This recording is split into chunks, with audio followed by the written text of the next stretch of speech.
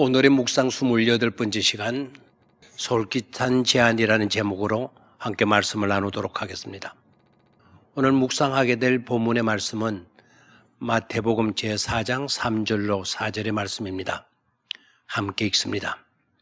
시험하는 자가 예수께 나와서 이르되 네가 만일 하나님의 아들이거든 명하여 이 돌들로 떡덩이가 되게 하라.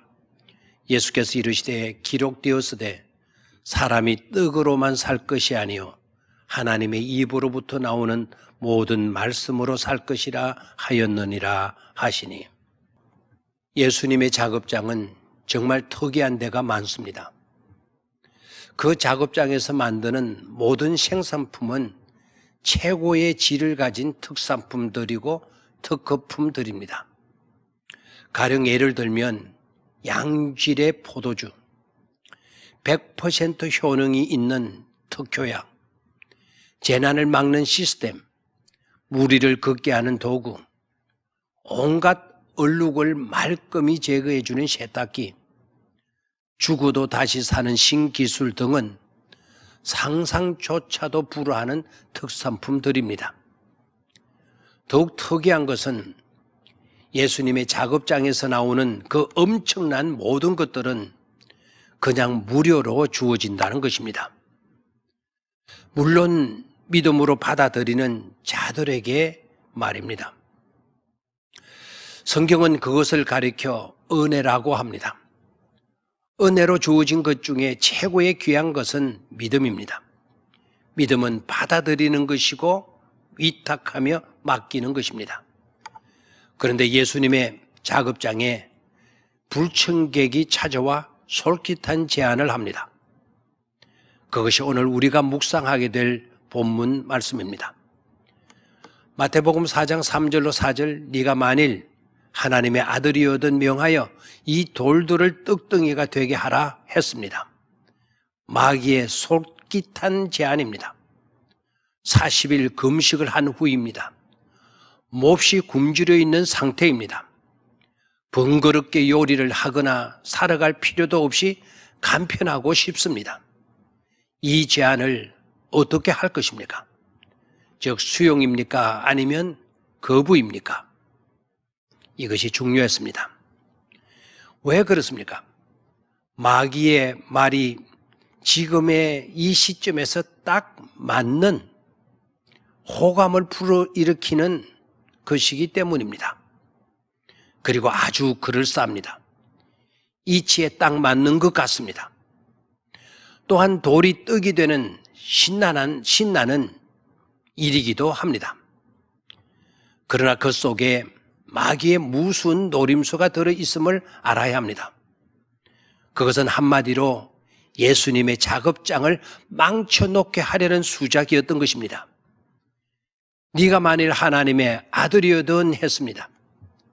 하나님의 아들이 맞는다면 내가 시키는 대로 하라는 것입니다. 그래서 하나님의 아들이 맞다는 증거를 보이라는 것입니다. 여러분 어떻습니까? 이건 웃기는 소리입니다. 절대로 수용할 수 없는 수용 불가의 일입니다. 예수님은 떡을 만드시든 안 만들든 상관없이 하나님의 아들이십니다. 세상과 마귀의 인정을 받지 않아도 예수님은 하나님의 아들이십니다. 그리고 돌을 떡으로 만드는 것은 상품화하는 것입니다.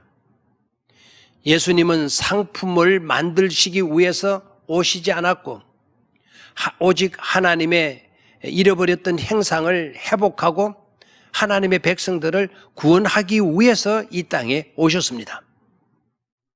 그리고 예수님은 자신의 굶주림을 채우기 위해서 오신 것도 아니었습니다.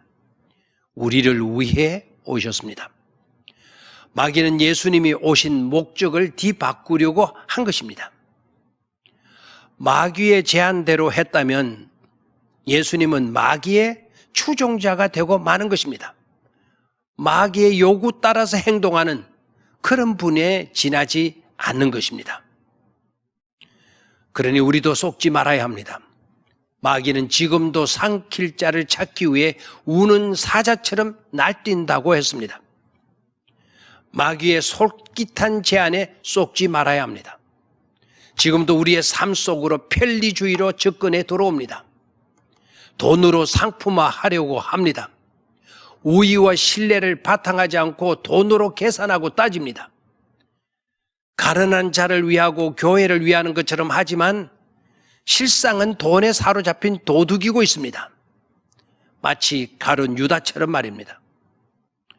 하나님을 위하는 것처럼 하지만 실상은 하나님의 일을 망치게 하는 것입니다. 우리는 하나님을 따르는 종도님을 잊지 말아야 합니다. 우리는 서로 사랑해야 할 존재이지 이용하려 하고 상품화하려고 해서는 안 됩니다. 그리고 아무리 그럴싸하게 보여도 마귀의 요구를 따를 수는 없는 것입니다. 오늘 하루도 마귀의 솔깃한 제안이 아닌 묵묵히 주님의 뜻을 따르는 그런 복된 하루가 되시기를 바랍니다. 감사합니다.